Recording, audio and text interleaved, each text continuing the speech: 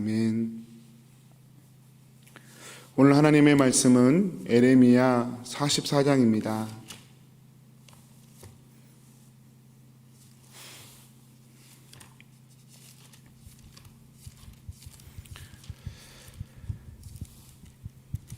(20절에서) (30절) 말씀 우리 교독하겠습니다. 에레미야가 남녀 모든 무리 곧 이 말로 대답하는 모든 백성에게 일러 이르되, 너희가 너희 선조와 너희 왕들과 고관들과 유다 땅 백성이 유다 성읍들과 예루살렘 거리에서 분향한 일을 여호와께서 기억하셨고 그의 마음에 떠오른 것이 아닌가. 여호와께서 너희 악행과 가증한 행위를 더 참을 수 없으셨으므로 너희 땅이 오늘과 같이 황폐하며 놀램과 저주거리가 되어 주민이 없게 되었나니, 너희가 분향하여 여호와께 범죄하였으며 여호와의 목소리를 순종하지 아니하고 여호와의 율법과 법규와 여러 증거대로 행하지 아니하였으므로 이 재난이 오늘과 같이 너희에게 일어났느니라. 에레미야가 다시 모든 백성과 모든 여인에게 말하되, 애굽 땅에서 사는 모든 유다 사람이여 여호와의 말씀을 들으라. 만군의 여호와 이스라엘의 하나님께서 이와 같이 말씀하시되, 너희와 너희 아내들이 입으로 말하고 손으로 이루려 하여 이르기를 우리가 서원한 대로 반드시 이행하여 하늘의 여왕에게 분향하고 전제를 드리리라 하였은즉 너희 서원을 성취하며 너희 서원을 이행하라 하시느니라. 그러므로 애굽 땅에서 사는 모든 유다 사람이여 여호와의 말씀을 들으라. 여호와께서 말씀하시되, 보라, 내가 나의 큰 이름으로 맹세하였은즉 애굽 온 땅에 사는 유다 사람들의 입에서 다시는 내 이름을 부르며 주 여호와의 살아계심을 두고 맹세하노라 하는 자가 없으리라. 보라, 내가 깨어 있어 그들에게 재난을 내리고 복을 내리지 아니하리니 애굽 땅에 있는 유다 모든 사람이 칼과 기근에 망하여 멸절되리라. 그런즉 칼을 피한 소수의 사람이 애굽 땅에서 나와 유다 땅으로 돌아오리니 애굽 땅에 들어가서 거기에 머물러 사는 유다의 모든 남은 자가 내 말과 그들의 말 가운데서 누구의 말이 진리인지 알리라. 여호와의 말씀이니라. 내가 이곳에서 너희를 벌할 표징이 이것이니라. 내가 너희에게 재난을 내리리라 한 말이 반드시 이루어질 것을 그것으로 알게 하리라. 보라, 내가 유다의 시드기야 왕을 그의 원수 곧 그의 생명을 찾는 바벨론의 느부갓네살 왕의 손에 넘긴 것 같이 애굽의 바로 호브라 왕을 그의 원수들 곧 그의 생명을 찾는 자들의 손에 넘겨주리라. 여호와께서 이와 같이 말씀하셨느니라. 아멘. 참, 한 가지 사건을 두고 이렇게 해석이 다를 수 있구나, 그런 생각이 에레미야 44장을 묵상하면서 듭니다. 이스라엘은 우리가 이렇게 재난을 당하고 어려운 것은 우리가 하늘의 여왕께 드리던 제사를 멈췄기 때문이다, 그렇게 이야기를 하고요. 에레미야는 하늘의 여왕께 그렇게 우상께 그렇게 제사를 했기 때문에, 우상을 섬겼기 때문에 너희가 그렇게 어려움을 당하는 것이다, 그렇게 해석을 하고요. 완전히 반대입니다. 어쩜 그렇게 해석이 다를 수 있을까요? 역사라고 하는 것이, 또 인간의 삶이라고 하는 것이 이렇게 보면 또 그런 것이고 저렇게 보면 또 저런 것이기 때문에 각자 그렇게 생각하는 시선에서 얼마든지 그렇게 말할 수 있지 않나, 그런 생각도 좀 듭니다. 역사란 게 그렇지 않습니까? 조선이란 나라가 미국과 이렇게 먼저 교역을 텄더라면 일본에 의해서 강제로 이렇게 교역의 문을 열고 궁극적으로 결과적으로 나라가 망하는 그런 일을 겪기보다는 조금 더 신사적이었던, 같은 제국주의였지만 그래도 일본도 미국한테 강제로 교역을 열었었으니까 1800년대에 우리나라도 그렇게 열었더라면 제네럴 셔먼호가 이렇게 대동강에 들어왔을 때에 그 그걸 조금만 받아들였더라면 어땠을까? 뭐 역사의 의문, 뭐 질문은 어리석은 것이지만 한번 질문을 해보는 것이죠. 그때 당시에 뭐 그랬다고 그래요. 청일 전쟁이 있었고 아편 전쟁이 있었고 뭐 이런 전쟁이 있었기 때문에 외세하고는 무조건 교역을 막는다. 그것이 나라를 지키는 것이다. 판단했던 것 같아요. 그걸 우리가 쇄국 정책이라고 그러죠. 지금 와서 생각하면 아쉬움이 있죠. 왜냐하면 쇄국 정책은 지켜질 수 있는 정책이 아니기 때문에 결국은 문을 열 수밖에 없고 그 문을 여는 것이 자의에 의해서냐 타의에 의해서냐 또 문을 여는 것이 진짜 나쁜 나라냐 조금 덜 나쁜 나라냐 그 차이가 있었음을 역사 가운데 보게 되죠. 성도님들 해석의 차이 한 사건을 두고 어떻게 보느냐에 따라 한 사건에 대한 역사 기록이 달라지고 우리의 삶도 마찬가지가 아닐까 생각합니다. 우리의 삶의 행복이라는 것을 두고 어떻게 정말로 우리가 복된 자리로 서서 살 수 있겠는가 생각할 때도 얼마든지 각자의 시선 따라 생각할 수 있을 것이라 생각합니다. 하늘의 여왕이라고 오늘 본문에서 계속해서 어제도 그렇게 말씀을 하는데요. 하늘의 여왕이라는 것은 아스다롯, 아세라라고 하기도 하고요. 아스다롯 여신입니다. 우상이죠. 바알의 부인으로 아내로 알려져 있는 우상이죠. 풍요와 쾌락의 신입니다. 풍요와 쾌락의 신. 이 아스다롯이라는 신이 그 중동 지역에서는 아스타롯으로 불렸고요. 그리스에서는 아프로디테 신전 에베소서에서 나오고 많이 나오죠. 아프로디테라고 불렸습니다. 로마로 가서는 비너스 신이라고 불렸습니다. 여러분 우리가 비너스 신은 많이 들었죠. 다 같은 이야기입니다. 한 우상인데 그렇게 이름이 다르게 부르렸을 뿐입니다. 미의 여신, 쾌락의 여신, 풍요와 다산의 여신. 우상이 이 아스다롯, 아프로디테, 비너스입니다. 바로 이 우상을 그 당시 이스라엘 사람들은 하늘의 여왕이라 불렀던 것이죠.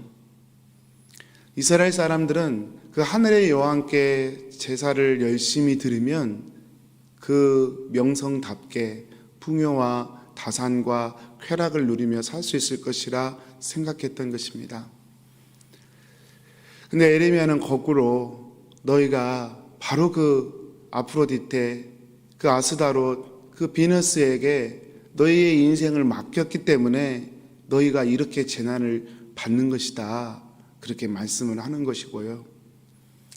사랑하는 성도님들, 각자의 삶으로, 각자의 시선으로 삶을 바라보는 것이 우리의 인생에게 주어진 어쩌면 자유의지의 특권이고 또 아량일 수 있을 거라 생각합니다. 그러나 그렇게 선택하고 바라봤으면 결과도 그렇게 책임질 수밖에 없는 것이죠. 오늘 하나님께서 에레미야를 통하여 말씀하시는 거예요. 너희들 그렇게 기어코 나는 하늘의 여왕께 내 제사를 드릴 것이다, 분향할 것이다, 전제를 드리라 한 그 서원을 너희가 그렇게 지키고 싶으면 지켜라. 하고 싶은 대로 해라. 대신 내가 너희를 보호해 주지는 않을 것이다. 여러분, 하나님께서 꼭 매를 드실 필요가 없습니다. 사실은 하나님이 보호막을 걷어가시면 여러분 우리의 인생은 질곡과 고난일 수밖에 없습니다. 오늘 아침에도 날씨가 많이 쌀쌀합니다. 어제도 좀 쌀쌀하더라고요. 어제 아침에 새벽기도 나올 때 제가 온도를 봤더니 4도예요. 그런데 아침에 이제 교회로 출근하면서 이렇게 온도를 봤더니 17도예요. 1시간 반 사이에 온도가 13도나 달라졌더라고요. 제가 이게 왜 이렇게 달라졌을까 생각해 봤는데 아무것도 1시간 반 사이에 달라진 건 없어요. 한 가지, 태양이 뜬 것밖에 없습니다. 해가 뜨니까 온도가 10도가 그냥 올라가더라고요. 물론 항상 그런 것은 아니겠지만 성도님들, 이 세상이 따뜻하고 이 세상이 밝은 것은 태양이 있기 때문에 그렇습니다. 달이 있기 때문이 아니고요. 둘 다 똑같이 우리가 보기에는 빛나는 것이고 밝게 떠 있는 것이지만 사실 달은 그 태양의 빛을 받아서 반사할 뿐이지 발광체는 아닙니다. 태양이 없으면 그냥 자동으로 추운 것입니다. 태양이 없으면 그냥 자동으로 어두운 것입니다. 이스라엘 백성들은 태양을 하늘의 여왕으로 본 것이에요. 하늘의 여왕이 우리에게 밝음과 따스함과 행복함을 준다고 본 것입니다. 그러나 에레미야는 정말 가슴 아프다고, 어떻게 택한 백성이 그렇게 생각할 수 있냐고 안타까워하면서 오늘 말씀을 선포하는 것이죠. 사랑하는 성도님들, 저희 교회가 표어가 복음으로 행복한 교회입니다. 세상 모든 사람들이 행복하기를 원하고 우리도 행복하기를 원합니다. 문제는 어떤 시선과 어떤 태도와 어떤 방법으로 그 행복이라는 것을 이루냐는 것이죠. 그리고 또 문제는 그 행복이라고 하는 것이 진짜 영원한 행복이냐라고 하는 것이죠. 태양이 분명히 빛을 주고 열을 주는데 달이 그것을 준다고 생각하고 달을 그렇게 귀하게 여긴다면 분명히 문제가 되지 않겠습니까? 하나님이 우리의 삶에 코끝에 호흡을 주시고 환경을 주시는데 그 하나님을 우상으로 바꿔서 섬긴다면 그 결과는 너무 자명한 것이 아니겠습니까? 사랑하는 성도님들, 그럼에도 불구하고 이 아스다롯의 유혹은 참 쉽지 않습니다. 말처럼 우리 우상 섬기지 맙시다, 그런다고 끝날 일이 아닙니다. 아까 말씀드렸지만 아스다롯, 아프로디테, 비너스, 그때 당시에 거의 모든 열방이 이 하늘의 여왕이라는 닉네임을 가진 우상을 섬겼습니다. 왜 그러겠습니까? 그만큼 풍요와 다산과 쾌락은 우리 인간의 죄성에 가장 부합된 본성이기 때문에 그렇습니다. 무조건 풍요롭고 싶고, 무조건 번성하고 싶고, 무조건 즐겁고 싶고, 이것이 모든 인간의 죄성에 숨어있는 공통점인 것이죠. 십자가가 그것을 정면으로 깨뜨리는 것입니다. 오늘 말씀처럼 바로 그것 때문에 인생들이 재난과 고통과 그것 때문에 서로 아귀다툼하고 결국은 지옥을 향해 달려가는데 십자가가 그것을 깨뜨리는 것입니다. 구원이란 바로 그 자리에서 건져내는 것이죠. 풍요와 다산과 쾌락이 우리를 행복하게 하는 것이 아니라 우리 하나님이 우리의 주인 되셨을 때에 정말 하나님을 신뢰하고 의지하고 그분의 양으로 그분 안에 거할 때에 우리는 정말로 평안할 수 있고 부족함이 없는, 풍부하든 궁핍하든 나는 일체의 비결을 배웠다라고 하는 사도 바울의 고백처럼 나의 공급자이신 하나님을 믿고 안연할 수 있는 것이죠. 사랑하는 성도님들, 말씀을 마치겠습니다. 저와 여러분은 오늘 또 하나님의 사람입니다. 세상에 나가 세상에 주는 거짓 행복을 구걸하는 자가 아니라 하나님의 자녀로서 세상을 밟고 세상을 다스리며 세상의 어두움을 하나님의 이름으로 밝히는 그런 빛의 자녀입니다. 우리의 아이덴티티를 지켰으면 좋겠습니다. 하나님께서 주시는 행복을 우리가 믿음으로 누렸으면 좋겠습니다. 오늘도요, 십자가에서 내가 나의 주인 되어 살았던 삶 과감하게 못 받고 주님이 저의 주인 되어 주십시오. 주님만 붙들고 살겠습니다. 사나 죽으나 내 인생은 주님 손안에 있습니다. 믿음으로 고백하고 달려가시는 우리 성도님들 되시기를 축복합니다. 성도님들, 삶이 만만치 않으시죠? 힘내십시오. 교회가 여러분을 위해 기도하고 있고 또 하나님이 여러분을 응원하고 계십니다. 우리 성도님들 삶의 자리에서 오늘 또 그 하나님 믿음으로 바라보면서 세상을 지배하고 세상을 밟고 다스리시는 하루가 되시기를 축복합니다. 우리 기도하겠습니다. 사랑하는 하나님, 오늘 또 하나님의 말씀을 주셔서 감사합니다. 주님의 말씀을 사모하고 주님을 사모합니다. 주님, 제가 제 자신을 지킬 수 없음을 날마다 영의 눈이 열려 보게 해 주옵소서. 주님이 나의 온전한 주인 되기를 오늘 또 갈망합니다. 주님이 주시는 축복보다 주님을 더욱 사모합니다. 주님 오시옵소서, 다스리시옵소서.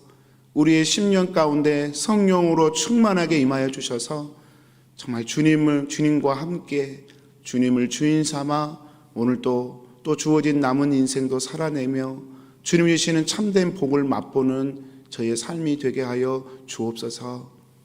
이 시간도 우리 사랑하는 킹슨 하나님교회 교우들 안에 육신의 연약함을 가진 성도들이 있습니다. 이 시간도 주님 앞에 내어놓사오니 우리 주님의 보혈로 덮어주시고 주님의 보혈로 치료하여 주옵소서. 살아계시고 전능하신 우리 하나님의 이름으로 일어서는 은혜를 허락하여 주옵소서. 예수님의 이름으로 기도합니다. 아멘.